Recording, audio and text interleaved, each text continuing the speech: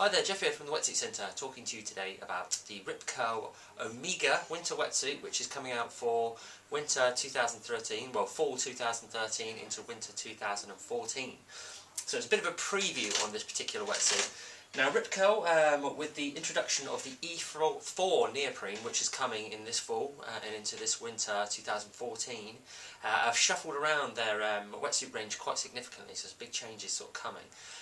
And what they've done is basically they've bettered the flash bomb, they've definitely improved the E-bomb with the advent of the new E4 Neoprene, and especially the Dawn Patrol. And as we get those suits in samples, we'll make little videos so you can check them out. But the only suit we've really got for preview at the moment is the Omega.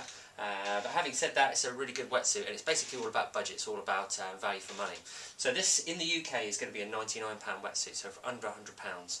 And for that kind of money, this suit is superb, really. It's really, really impressive. So basically, yeah, so for £100, you're not going to be expecting too much, but as I say, having said that, quite a few years ago, 4 or 5 years ago, this might have been more of a top-end suit. The reason I say that is because, unlike other suits around this sort of price range, it is still comprised of super stretch neoprene and normal neoprene. So, as you would expect, in the lower body, on 5mm, and I say 5mm, that's the thickness of the neoprene, so 5mm thick on the core, on the body where you need a bit more warmth. 5mm of neoprene on the lower body, and that is the cheaper, lower grade neoprene. But having said that, still a good amount of flex, still fairly soft compared to the really cheap wetsuits that you might buy in petrol stations and in supermarkets, that kind of stuff. Okay, but as you move further up the suit, so under the arms and over the arms, you get the really stretchy neoprene. So that's got really good flex in it, that neoprene, and especially for a suit of this value. The seams are still really well placed on the suit, so there's still sort of arched seams across the arm.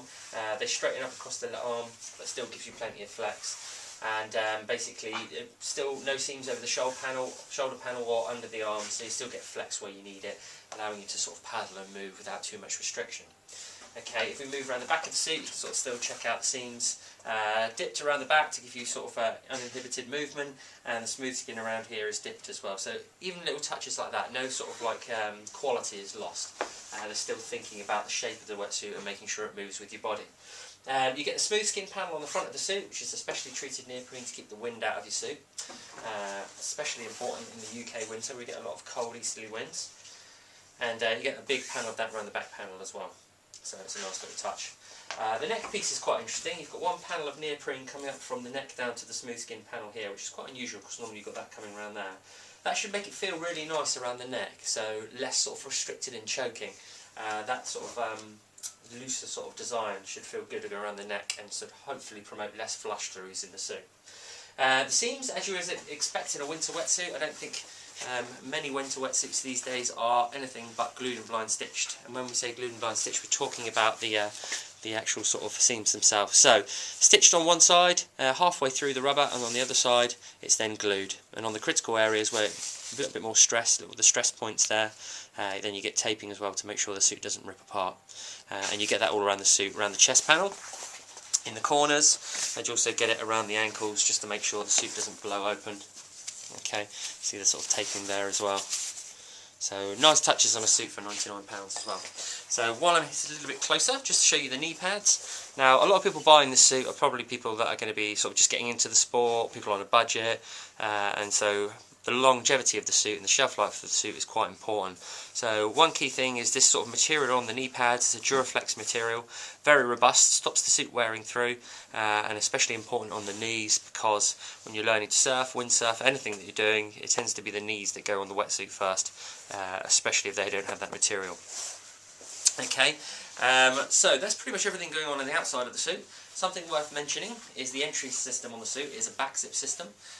Nice and easy to get in and out of, and then you've got the adjustable collar, which is a Velcro fastening, and basically that just ensures that you can adjust the neck piece to however long you want it, however thick your neck is. The zip is a PK zip, so it's a specially treated zip and zip system, which is watertight basically, won't allow any water to come through. Zip comes down nice and far, allowing you to open up the suit nice and wide, so it's easy to get in and out of.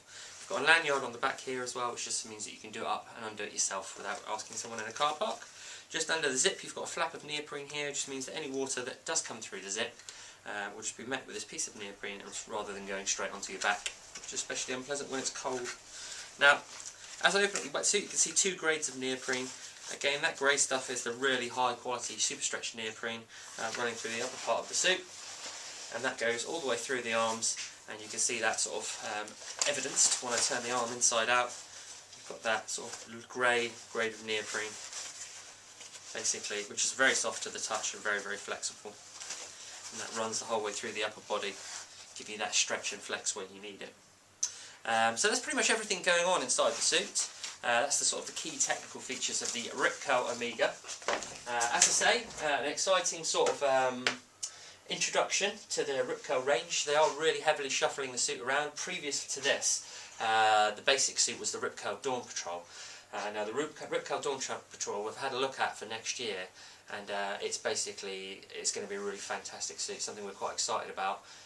100% super stretch. It's going to have a chest zip system, and it's going to have flash dry thermal lining on the front of the wetsuit as well, and all for well under 200 quid, so that's definitely one to keep your eye out for, and as soon as we get that suit in we'll do a video for you so you can check it out. So for now, this is going to be the more of the entry level suit, basically, take the place of the Dawn Patrol, and it's really going for value. I think they've hit the nail on the head in terms of value here. A lot of people are sort of shopping on a budget these days, and so it's great to have a good quality wetsuit from a manufacturer that you know for under £100. So that's the Rip Curl Omega, which will be coming in fall 2013 into winter 2014. We'll be stocking this from August 2013 onwards. And as soon as we get any of the other range, get a sample of the E4 neoprene and an E4 neoprene suit like the Flash Bomb or the E-Bomb, we'll make a video, so stay tuned.